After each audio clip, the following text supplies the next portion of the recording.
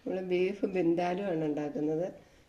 ബിന്ദാലു എന്ന് പറയും, എരിവ് കറി എന്ന് പറയും, പിന്നെ വിനാഗിരി കറി എന്ന് പറയും. അങ്ങനെ പലയിടത്തും പല രീതിയിലാണ് അതിന് പേര് പറയുന്നത്.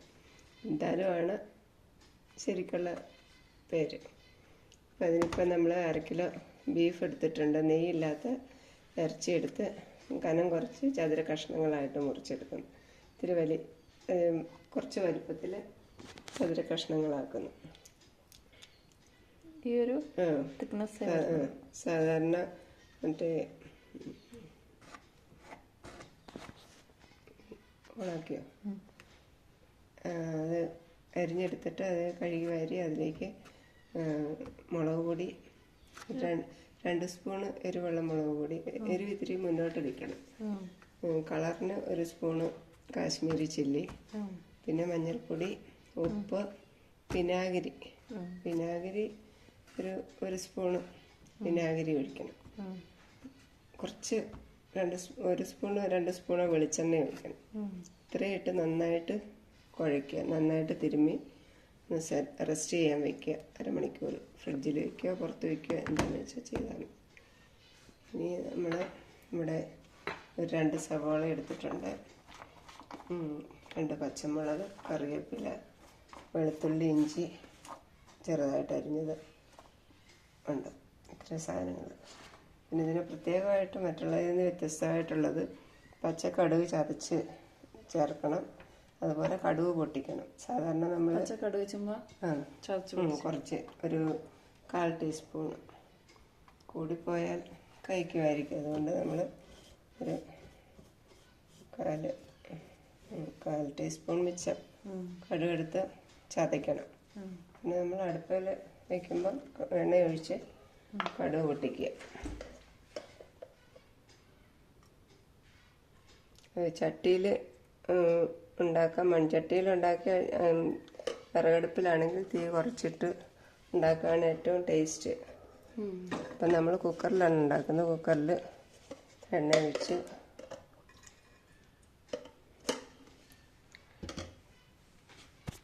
ആദ്യം കടുകിട്ട് പൊട്ടിക്കണം.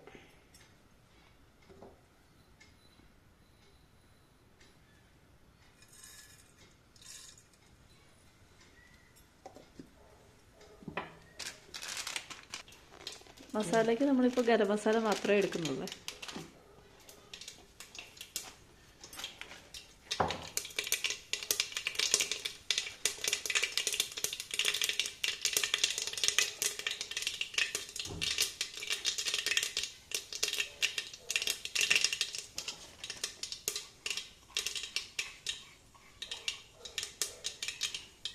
കടുക് പൊട്ടിക്കഴിഞ്ഞാൽ നമ്മൾ ചതച്ച് വെച്ച പച്ചക്കടുക് ഇടുന്നു. ഗരം മസാലയും അതിൻ്റെ കൂടെ അരകല്ലിൽ വെച്ച് 2 കൂടെ അരകല്ലിലോ മിക്സിയിലോ അരച്ചാലും മതി. മസാലക്കൂട്ടുകളെല്ലാം കൂടെ എടുത്ത് കടുകിൻ്റെ കൂടെ അരയ്ക്കണം.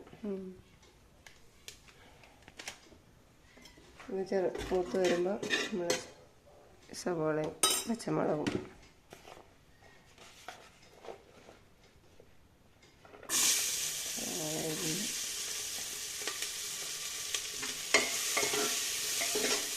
നമ്മൾ എളുപ്പം ആകാൻ വേണ്ടിയാണ് കുക്കറിനകത്ത് ചെയ്യുന്നത്.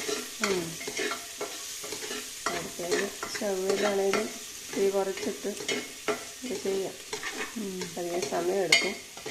അടുപ്പിൽ ചട്ടിയിൽ വയ്ക്കുമ്പോൾ നമ്മൾ വെള്ളം ഒട്ടും ചേർക്കാൻ പാടില്ല.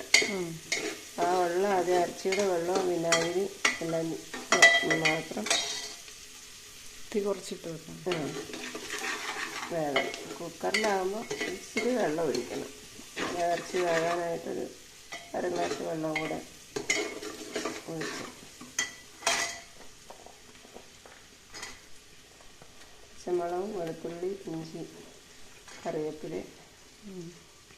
ചേർത്ത് എല്ലാം കൂടെ വഴറ്റണം.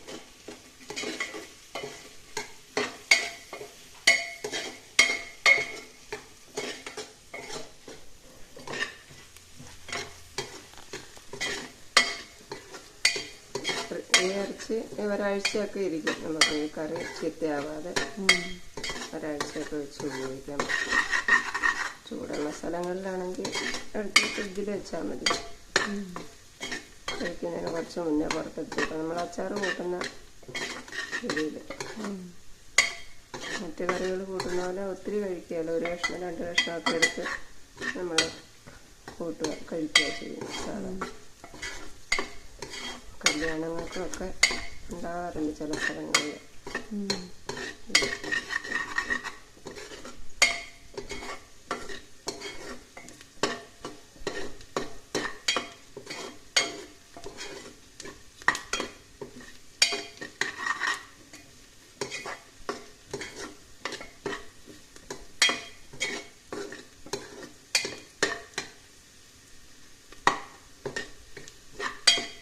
കടുവിൻ്റെ മസാലയൊക്കെ നോക്കുന്നത് നല്ല മണമാണ്.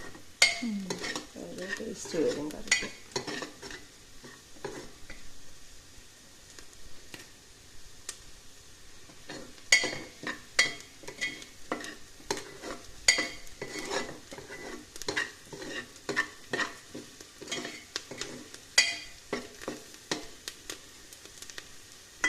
നമുക്ക് കത്തി വെച്ചിരിക്കുന്ന ഇറച്ചി ഇതിലേക്ക് ഒരുവിധം മൂത്ത് വന്നിട്ടുണ്ട്.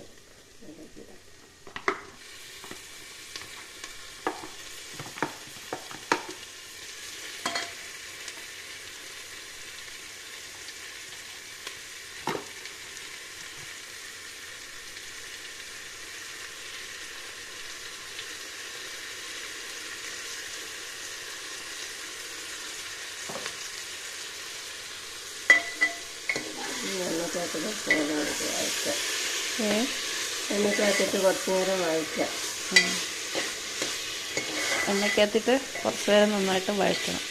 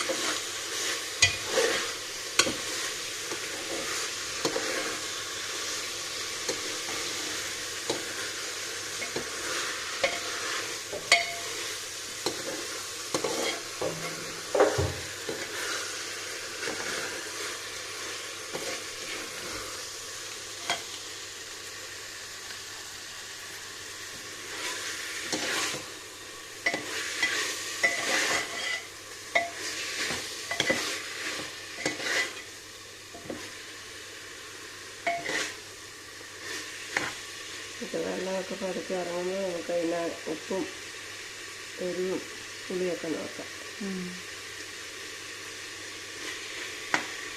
ഉപ്പും പുളിയും എല്ലാം ഇച്ചിരി കുറവാണ്.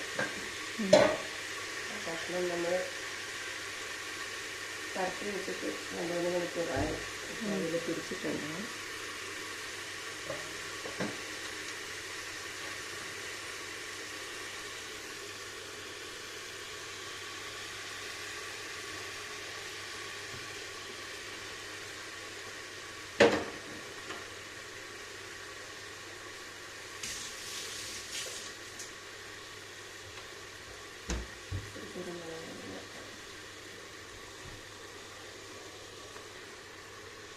കുരുമുളക് പൊടി കുറച്ച് ഇടുക.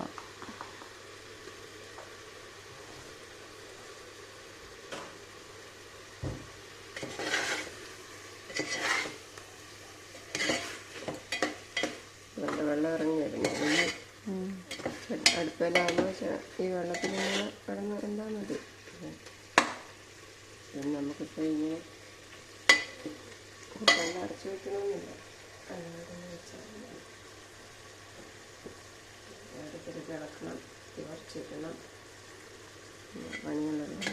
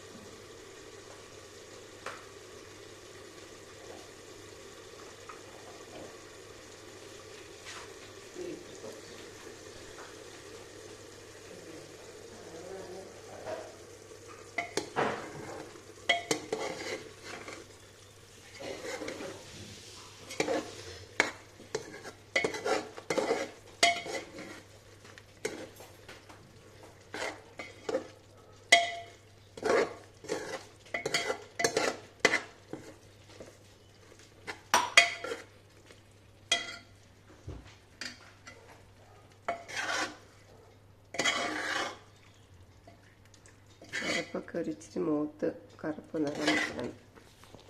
നമ്മൾ പച്ചക്കല്ലേ പറ്റി വെച്ചിരുന്നു, കറുപ്പിച്ചിരി മൂത്ത് വന്നേക്കാം.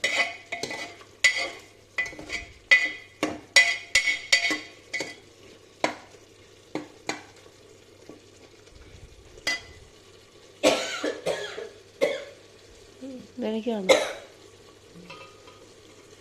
ബാക്കി ഞാൻ കാപ്പി വെച്ചു.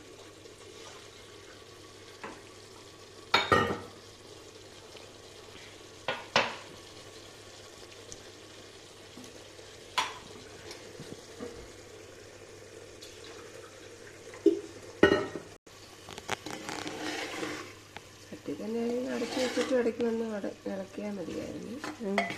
ഇതിപ്പം കുക്കറിലല്ലേ ഇരിക്കുന്നത്.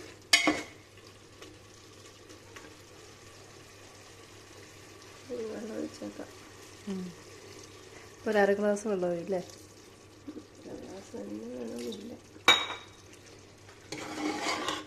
പിന്നെ ഇതിന് ചാറില്ലാത്ത കറിയാണ്, ചാറ് ഇല്ല, അതുകൊണ്ട് വെന്ത് പറ്റി അതിനുള്ള വെള്ളം മതി, വേകാനുള്ള വെള്ളം.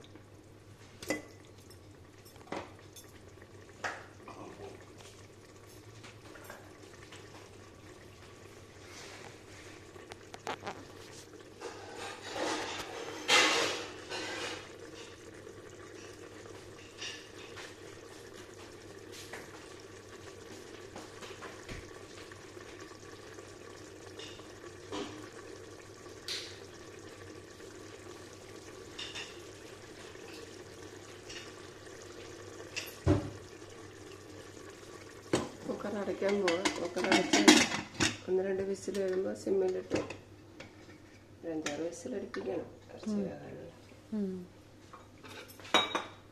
ഒരു 2 വിസിൽ വന്നു കഴിയുമ്പോൾ ഇത് തീ കുറച്ച് വെച്ച് ഒരു 5-6 വിസിൽ നമുക്ക് അടുപ്പിക്കാം.